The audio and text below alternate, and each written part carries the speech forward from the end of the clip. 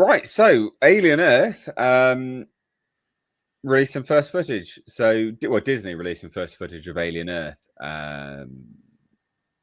It's not a lot of footage, but it's interesting. I thought we'd take a look at it.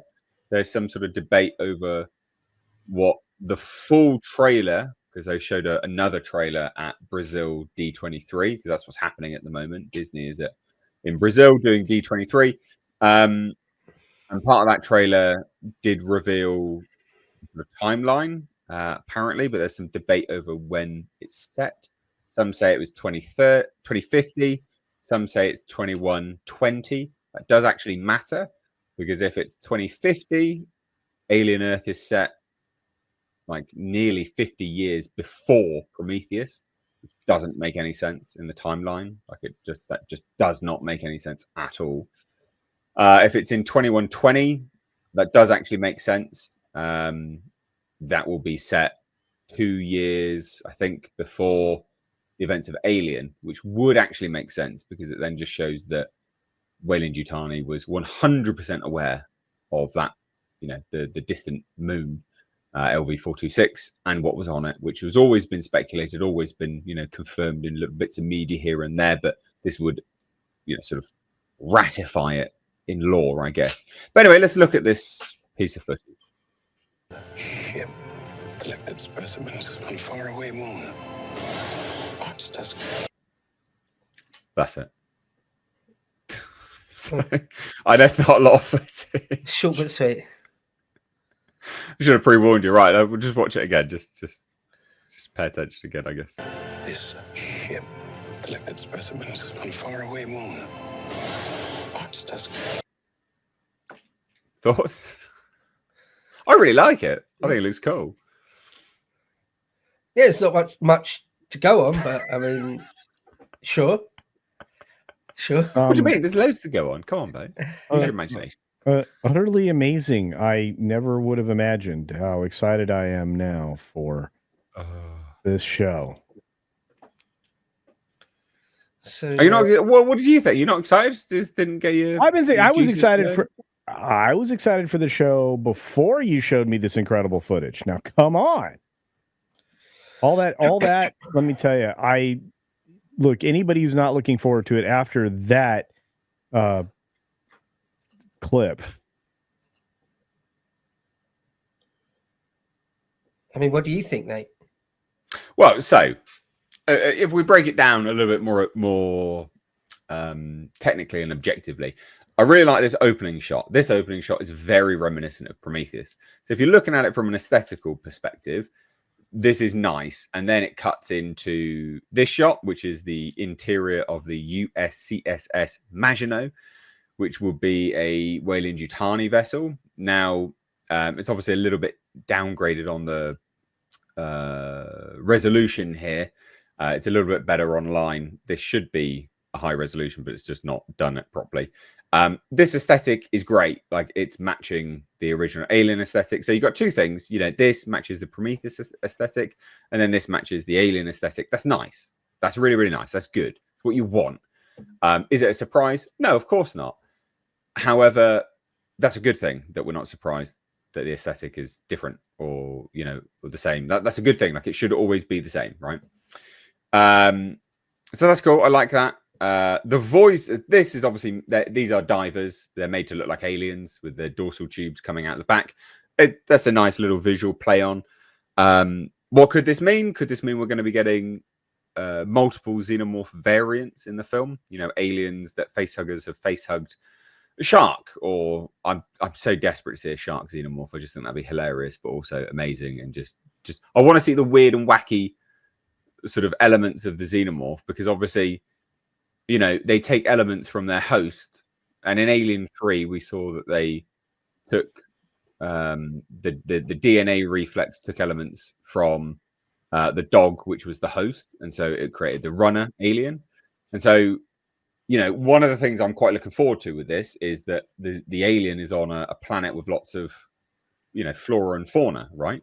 So the fun variants that you could have is pretty endless, to be honest. It's just how your imagination works. So you know, that would tell us a lot about the filmmakers, I guess, to see what they do. But I like the fact that, you know, they've done this little nod to the alien, like it's just it's a fun little nod. Oh, you know, they obviously shot this very specifically thinking, oh, this scene alone could make people think that these are aliens coming out the water. So that adds, you know, a little bit more sort of quizzical element to me, you know, to how I'm viewing this scene overall. Obviously, we're just piecing it together, but what could be happening before or after this scene if they've shot this as a filmmaker perspective to go, we want them to think these are aliens. You know, could this be a crash landed ship? Could this be, you know, like there's multiple things that could be happening here. But it's not, I don't know, it's just a cool little thing, really. This is our main character, actually. So, a bit of a spoiler, not really, but a bit of a leak. This is a synthetic who has had the consciousness of a girl transplanted into it, basically. So this is part and parcel of what this story is going to be about, is that it's still a sort of an exploration of the human condition and the need for never-ending life that humans sort of, you know, have tried to, you know, try to explore, you know, across years. We do it now, to be fair, trying to extend life. And so what another rival company in this universe, in this series, has done, has found a way to transplant consciousness from humans into synthetics.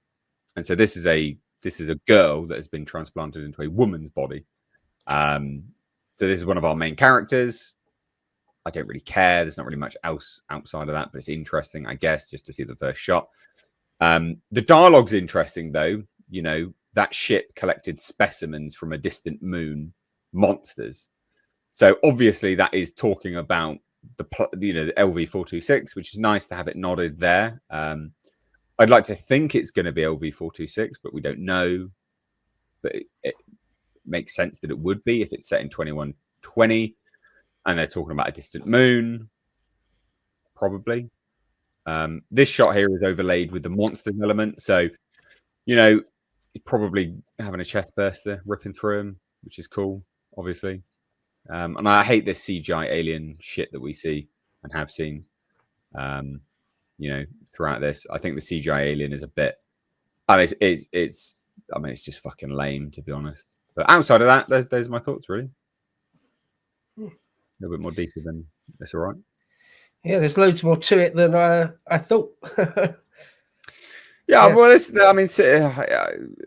symbolism in films, it can be as philosophical as you want to get down to it, right? I mean, you can look at the alien, you know, how they framed the alien here with the planet in its dome. You know, I mean, you could extrapolate a lot of sort of philosophical meaning from that, I guess. You know, is it that we're actually the monsters? As the humans are the monsters all along? Maybe. Well, but it's interesting. I don't know. Technically, Weyland Yutani is the monster all along. Yeah. Yeah, the company. Capitalism is the monster. It'll probably end up being something like that, to be honest. But I don't know. It's cool. You know, yeah, I'm excited for it, to be honest. I am excited for it. I think it'll be good.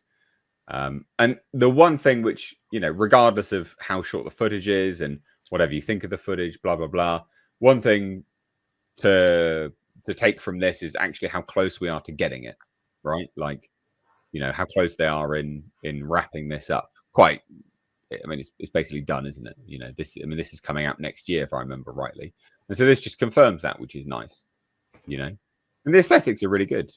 You know, yeah, I was going to say it did look quite, quite high budget, I suppose. Yeah, it looked good for what I saw. I think they did reveal the budget. Actually, it was quite high.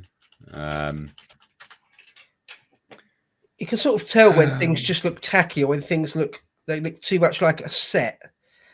And I didn't see any of that there. I mean, the other day I was watching, it was just on TV, the Indiana Jones and the Crystal Skull. And I just couldn't believe how much everything looked like a bad set. And small. Like, all right. And this looks good, though. And yet it looks so much better than Indiana Jones and the Dial of Dysentery. You know, I mean, you know, I would still praise everything they did in Crystal Skull before I could praise anything from that last terrible film. Anyway, there you go. Just thought just wanted to cover that a little bit there. So we do have. I want an alien octopus. Yeah, but we could get that. You see, that'd be cool. We could get that. Yeah. Chrome Clan Design says he wants a manatee Xeno. A sea cow, dude. That would be the slowest moving, fearsome. Now, it wouldn't be slow though, because it would take the good elements from the DNA, which is all the bulk and the size. So it'd just be this already massive thing. I was going to say a Xeno blue whale, or someone said a sperm whale. It's even smaller than a blue whale, but much more fearsome. It's actually got teeth and jaws and stuff. So somebody's hung up on sperm.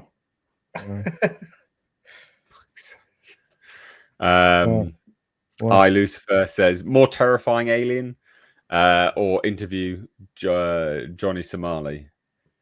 Oh, we'll get to that in a minute. To be fair, we will get to Johnny Somali in a minute. Bloody turd. Can I just say something? Yeah. Prior to 2 weeks ago, I had no idea who the frick that guy was. Did you not? I knew about him from the Japan incidents. So, he is a topic. So we'll get to that now. Yeah, he is. He's a Muppet. Yeah, he definitely is a Muppet. Well, anyway, there you go. Alien Earth. Let us know in the chat if you are looking forward to it. But we will move on now.